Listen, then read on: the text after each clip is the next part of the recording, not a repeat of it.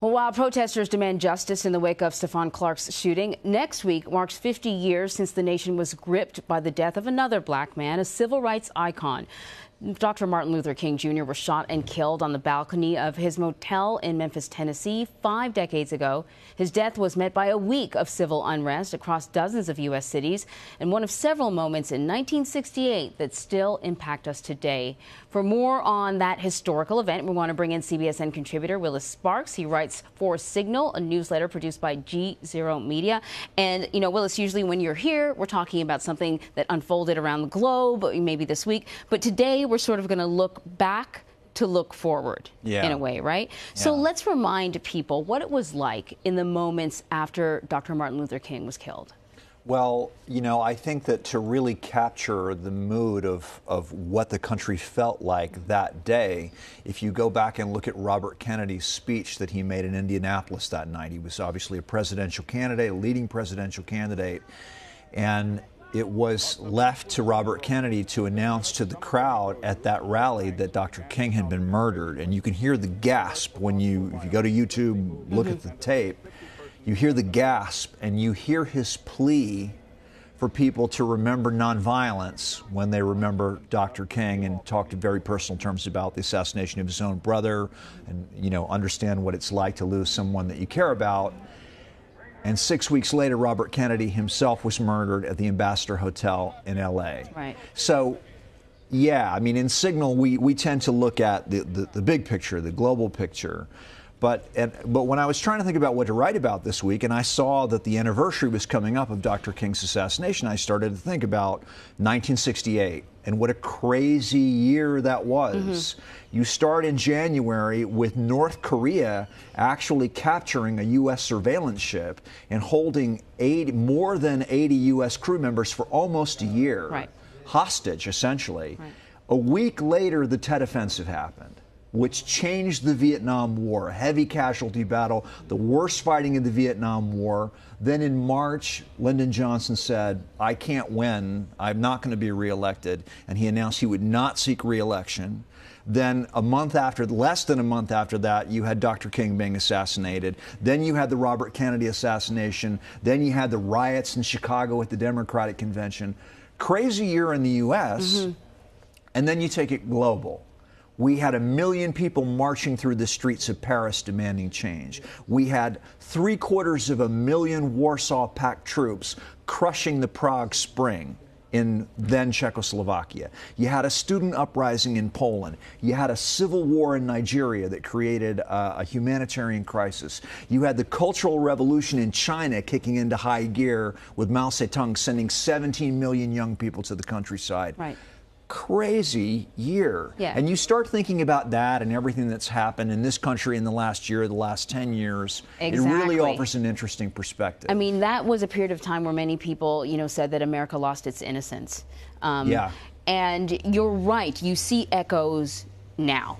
You talk about North Korea, and, you know, a different type of crisis, but we're dealing with North Korea. Talking about people taking to the streets demanding change, you know, partially because of their ability to get online, and the internet has sort of sparked springs, if you will, all over the world, and a rise of nationalism, which I don't know if we weren't seeing that then, but do you see many sort of echoes when you... No doubt. I mean, all of that is really echoed in different ways right now. The humanitarian crisis is maybe in a different country, but the protests are all there. But, you know, the interesting thing to me is, on the one hand, we can compare today with 1968, and we can say, look, we have these crazy politics where Democrats and Republicans barely talk to each other. The country's incredibly polarized. But we don't have murder at the heart of our political life, on the one hand. So maybe things are better. On the other hand, where are the moral leaders? Where are the voices like Martin Luther King and Robert Kennedy that really inspired people to want to change everything? Our politics may not be as dangerous as they were in 1968, but they're also a lot more cynical now. And, you know, maybe after all the cynicism that we have in this country, in our politics right now, you know, maybe the time is ripe for someone who is younger, I mean, you watch these kids from the school Are you inspired talking when about you see gun them? control. Absolutely. I mean, how can you not be inspired by them? Whether you agree with them or not on gun control, whether you're Democrat or Republican, these are children who are finding their place as citizens in the country. Now, I'm not saying that any of these kids is going to be elected president in 2020 or 2024, right. but it shows that there is demand in this country, and maybe in other countries too, for new voices that are more inspirational, that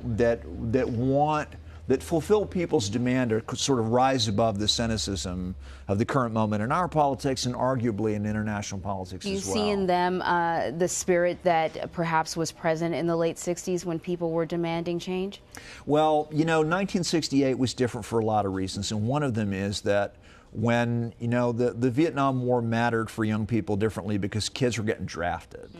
And I think that a lot of kids today, they don't really understand that part of the history. Right. They know that Vietnam was controversial, but it was controversial in a different way because if you were 18, they could send you to the jungle in Southeast Asia to fight a war that no one had quite explained to you. And you could be killed, and much like the children who are taking to the streets now. And there are a lot of people who proudly went to Vietnam, right. and they served their country, and they're proud of their service. Right. So it's not just pro-war, anti-war. It's the fact that young people were being drafted at the time is a very different situation than we have today. So what is it that brings people into the streets today? It's an interesting question with this 50 years of perspective. For these kids, it's their lives too. I mean, they're talking about being killed in their schools. Well, there you go. You know? Yeah, right.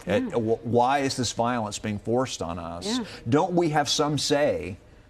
Yeah, now that's an interesting echo. Yeah, it is. Yeah, absolutely. Well, this is a good different type of talk. Let's go to hard numbers. Okay. Because you got some interesting hard numbers. Yeah, can I just throw two at you really quick? Because yeah. I realized after we wrote them that they're really related. Okay, The go. first one is 70. Okay. 70% of the guns that have been recovered at violent crime scenes in Mexico since 2009 were purchased in the United States. Yeah. That's one statistic. Now, the other statistic is that there are 1,500 people right now, most of them from Honduras, but some of them from El Salvador and Guatemala, who are on their way on foot to California as part of something they're calling the refugee caravan. And a lot of those 1,500 people are children who are traveling by themselves, that are alone. They're not with family. And they're fleeing the kind of violence that we're seeing in Mexico. So you put these two stories together, and the Democrats will say this is a gun control story, and the Republicans will say that this is a border control story, and the rest of us are just trying to figure out, is there some way that this interdependence between, you know, drugs and guns and cross-border tensions can actually be solved by governments cooperating? It's definitely a gun crisis. And when I saw 70, I thought, we're exporting our crisis to another country just We off talk the border, all the time about how, you know, we're fighting the drug war in the place where the drugs come from. Well, you know, I mean, the guns are going north to south. Yeah. So a lot of the violence that is producing these people that are desperate to get to the border is being carried out by weapons that were purchased in the United States and are part of a big network of gun trafficking. That's such a fascinating number. Another number that I thought was really fascinating, 200 billion. Well, you know, being president of Russia is a very difficult job. Right. And it's been estimated, there are various estimates of what exactly the net worth of Vladimir Putin actually is. And it's a big range, as you can see. It ranges from 50 billion to 200 billion. The low That's end. billion with a B. Yeah. You know, it's a tough job. I'm sure he's worth every penny, but it does seem like a lot of money. Yeah, definitely. Nowhere close to what the president makes, I don't think. I think I shave off imagine. a few zeros there. Yeah. Willis Sparks, thank you very much. Thanks so much. You can check out all of these stories and much more by subscribing to the Signal newsletter. Just sign up for it at g0media.com.